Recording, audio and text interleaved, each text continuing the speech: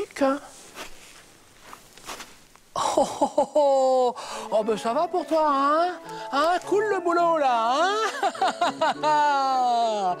Oh, tu sais qu'il y a une petite rusée, toi, hein? C'est moi qui fais tout dans l'histoire. Tiens, en parlant de rusée, ça me fait penser à un jeune homme qui s'appelait Karl et qui vivait dans un petit village à côté de Mons. Tu sais, Mons, à côté de la frontière belge. Oui, je vois que tu vois. Donc, il habitait tout seul dans une ferme, cultivait son jardin et avait 3 poules qu'il aimait tendrement. Une rousse, une blanche et une tachetée. Elle lui assurait toute l'année de bons œufs bien frais et bien dodus. Un matin, alors que Karl était tout seul, un renard se présenta à lui. Le jeune homme avait peur car dans le village, tout le monde disait qu'il était enragé. Le renard mourait de faim et il exigea que Karl lui donnât l'une de ses poules à manger. Karl refusa. Le renard insista, grogna, montra ses dents bien aiguisées et décida de la choisir lui-même. Il les observa toutes les 3 et décréta « Je vais manger la blanche ». Karl secoua la tête. « Ah non, ce n'est pas un très bon choix, renard, lui dit-il. La blanche est mollassonne, elle ne pond pas, elle se traîne toute la journée ou reste avachie pendant des heures. Non, tu vas pas te régaler. » Le renard hésita et comprit que Karl voulait sauver sa poule. « C'est celle-ci que je veux. Va me la préparer. » Karl prit sa poule blanche et emmena le renard dans sa maison. « Installe-toi confortablement, lui dit-il.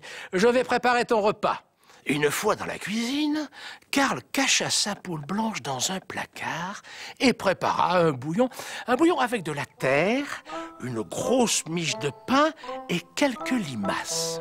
Juste avant de servir, il lia le tout avec de la bave de crapaud. Il servit le bouillon au renard qui trouva effectivement que cette poule avait peu de goût et qu'elle était bien molle. Alors du coup, il avait encore faim. Il se précipita dans le poulailler et choisit la poule rousse. Une fois encore, Karl secoua la tête. Alors, non, pas elle. C'est une dure à cuire, elle est musclée comme un coq et dure comme une enclume.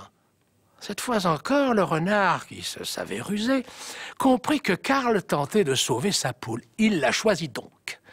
Karl la prit sous son bras et retourna à la cuisine. Une fois sa poule rousse dans le placard avec la blanche, il prépara un bouillon avec de la terre, des cailloux, des boulons et du plomb.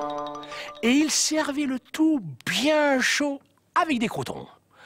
Le renard avala le bouillon. Ah ben alors là, rapidement, ça lui pesa sur l'estomac. C'était lourd, dit le renard. Lourd et très peu nourrissant. Hein. Va me chercher ta poule tachetée que je me sente enfin rassasié. Karl alla chercher la tachetée.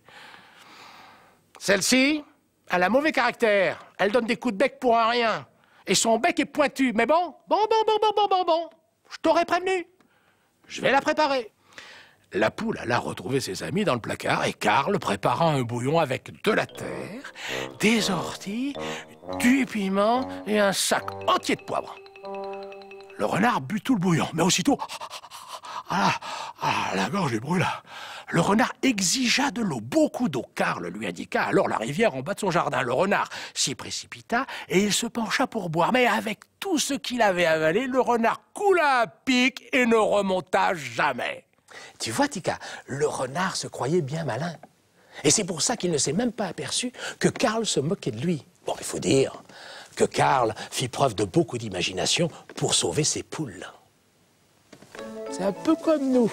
Il va nous falloir beaucoup d'imagination pour préparer les cadeaux des petits-enfants belges. Ok? Et je compte sur toi, ma chérie, sur ton imagination, parce que je sais que tu en as énormément. Oh, si, ne fais pas semblant de dormir, je sais, moi, que tu as de l'imagination, ma belle. Alors là, Tika s'en va.